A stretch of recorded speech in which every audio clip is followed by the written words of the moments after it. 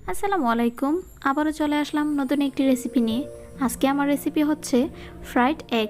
Super crispy এই রেসিপিটা বানানো খুবই সহজ এবং খেতেও অনেক মজাদার।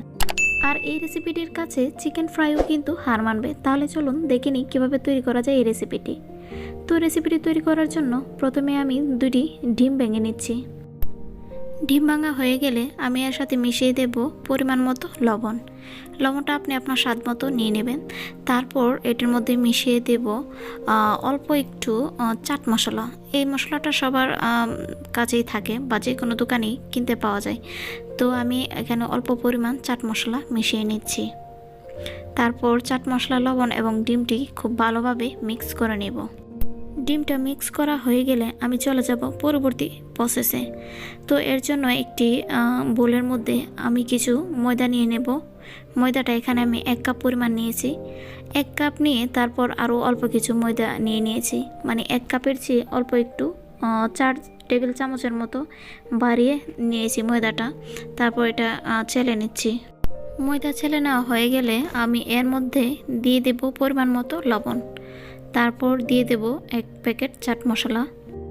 চাট মশলা দেওয়া হয়ে গেলে আমি এখানে দিয়ে দেব 1 চামচের চেয়ে কম বেকিং পাউডার। তো বেকিং পাউডারটা এখানে একটু সাবধানে দিতে হবে। আমি 1 চামচের 4 ভাগের 3 ভাগ দিয়েছি। আর 1 কাপ পরিমাণ ময়দার জন্য এতটুকু বেকিং পাউডারই যথেষ্ট। এখন আমি মশলা মাখানো এই শুকনো উপকরণটা থেকে 4 টেবিল চামচ পরিমাণ ময়দা আরেকটা বাটিতে তুলে নিচ্ছি।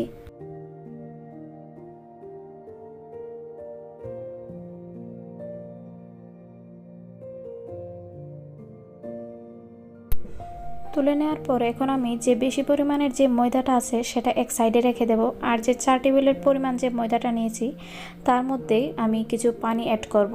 তো পানিটা রুম টেম্পারেচারের নর্মাল পানি হলেই হবে। পানিটা দিয়ে আমি একটা পাতলা ডো তৈরি করে নেব। তো পানিটা এখানে আমি ধাপে ধাপে দিচ্ছি, কারণ একসাথে দিয়ে দিলে বেশি হয়ে যেতে পারে, বেশি পাতলা হয়ে যেতে পারে। তাই আমি একটু 2-3 বারে পানিটা দিয়ে নিচ্ছি। আর ডোটা যাতে বেশি পাতলাও না হয় আবার বেশি ঘন না হয় সেদিকে কিন্তু খেয়াল রাখতে হবে। তো দেখতেই পাচ্ছেন আমার ডোটা কতটুকু ঘন হয়েছে, আপনিও সেমভাবে ঘন করে নেবেন। এখন আমি এই ডোটাকে এক পাশে রেখে এখন চলে যাব ফ্রাই প্যানের প্রসেসে। সেখানে আমি অল্প একটু তেল দিয়ে দেব।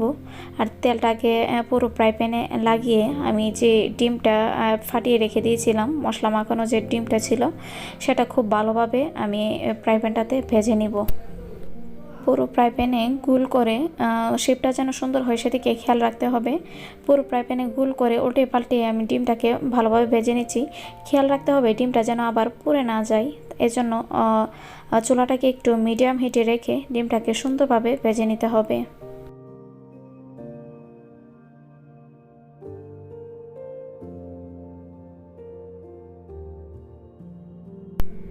আর ডিমটা যদি ভাজা হয়ে যায় তারপর সেটাকে আমি একটা প্লেটের মধ্যে তুলে নেব। প্লেটে তুলে নেওয়া হয়ে গেলে আমি এই ডিমটাকে এখন কেটে নেব। তো ডিমটাকে কাটার জন্য আমি এখানে একটা ছুরি নিয়ে নিয়েছি। এখন আমি ডিমটাকে প্রথমে 4 ভাগে ভাগ করে নেব।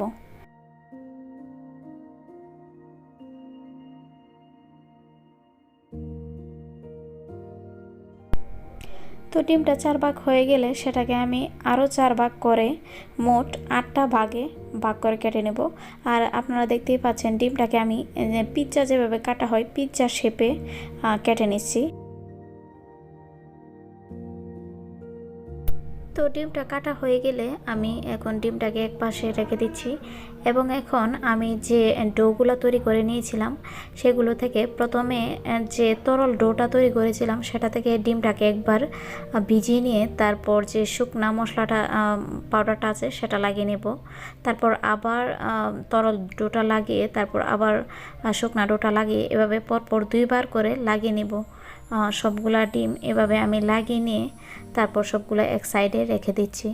রেখে দেওয়ার পর আমি চলে যাব এগুলাকে ফ্রাইড করার প্রসেসে।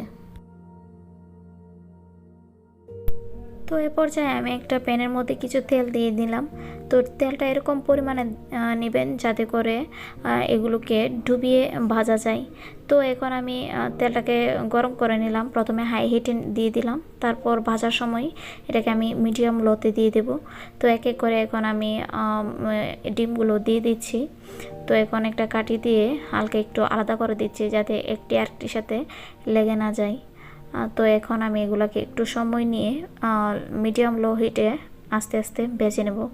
প্রথমে বেশিক্ষণ হাই হিটে রাখা যাবে না, তাহলে কিন্তু ডিমটা পুড়ে যেতে পারে বা উপরের যে ময়দাটা আছে সেটাও কিন্তু পুড়ে যেতে পারে। এজন্য মিডিয়াম লো হিটে আস্তে আস্তে এটাকে ভেজে নিতে হবে।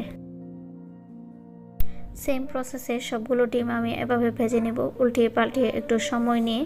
আর যখন দেখব যে ডিমগুলো বা একটু লাল লাল হয়ে আসছে, তখন আমি এগুলোকে উঠিয়ে নেব।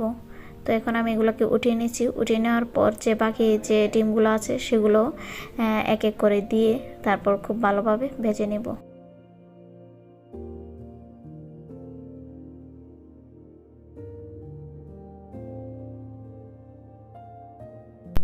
তো অবশেষে ভাজা হয়ে গেল আমার ফ্রাইড এগ।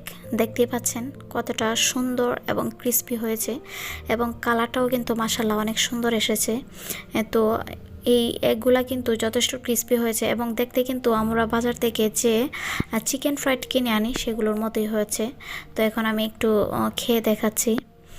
দেখুন ভিতরটা কিন্তু একদম ফুলে উঠেছে।